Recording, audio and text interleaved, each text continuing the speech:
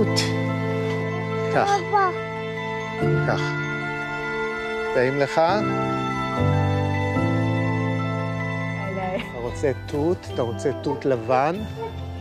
תן לך תות לבן. זה טעים?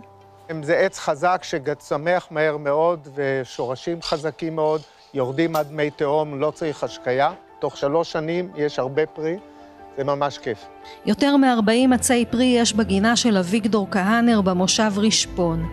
עצי התות שלו הם הצעירים ביותר, רק בני 6, וכעת בשיא תנובתם. העץ הזה מאוד מומלץ. אז זה העץ החביב עליך, אפשר להגיד? חביבים עליי כולם. כמו הילדים והנכדים והנינים שיהיו, כולם חביבים. אבל הוא כרגע העץ הכי חביב, כי כרגע הוא מלא פירות.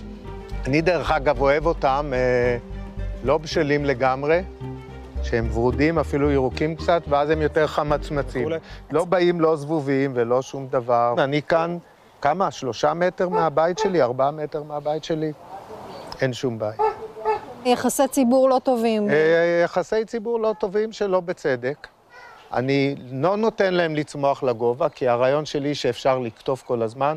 תות שלא קוטפים נופל על הרצפה ועושה לכלוך, וזה לא אסון, אבל כדאי שלא.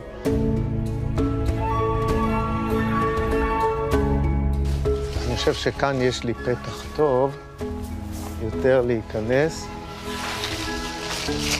האידיאל שלי זה שאורחים, כולל אפילו הנין הקטן והנכדים הקטנים, הולכים בתוך החופה של העץ וכותפים את הפירות.